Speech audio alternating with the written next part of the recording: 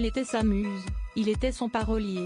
Ensemble, Jane Birkin et Serge Gainsbourg ont fleuri la variété française d'une collection de chansons sensuelles et indémodables. 2 jours après l'annonce du décès de l'interprète britannique, les hommages se multiplient sur les réseaux sociaux et les personnalités à l'avoir intimement connue prennent la parole pour raconter leur Birkin. Dans les colonnes de Paris Match ce mardi 18 juillet, Françoise Hardy s'est ainsi souvenue du couple iconique qu'elle formait avec son Pygmalion. La relation entre Jane et Serge a été une belle histoire d'amour, s'émeut-elle notamment, avant de se remémorer leur éprouvante séparation. Quand elle l'a quitté pour des raisons compréhensibles, il ne s'en est jamais remis.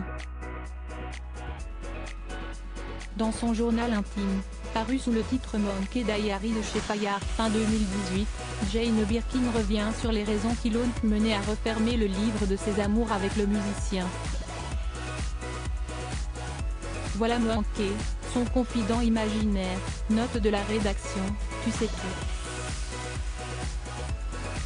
Comment la vie avec Serge est devenue insupportable, son ivrognerie, et moi sa marionnette, écrit la chanteuse en 1979.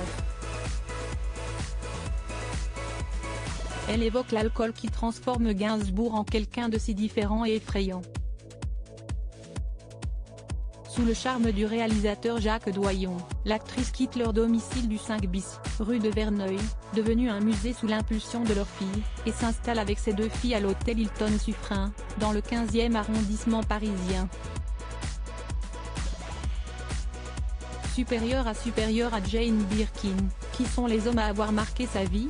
Quand Serge Gainsbourg craignait que Jane Birkin tombe amoureuse d'Alain Delon dans Paris Match, François Hardy se souvient aussi des débuts du tandem Birkin-Gainsbourg.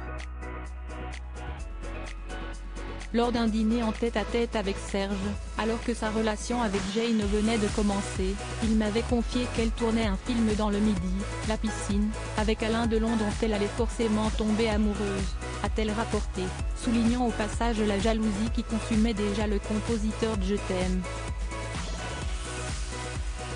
Moi non plus. Je lui avais fait remarquer que du moment qu'elle était attirée par lui, elle ne pouvait pas l'être par quelqu'un comme Delon. Leur physique et leur personnalité étaient aux antipodes. L'interprète de Comment te dire adieu le pointe elle-même, son histoire avec Jacques Dutronc n'avait rien à voir avec l'idylle qui liait les parents de Charlotte Gainsbourg. Eux vivaient vraiment ensemble, ils faisaient tout ensemble et il l'a formidablement mise en valeur. Crédit photo, Mirror Pics.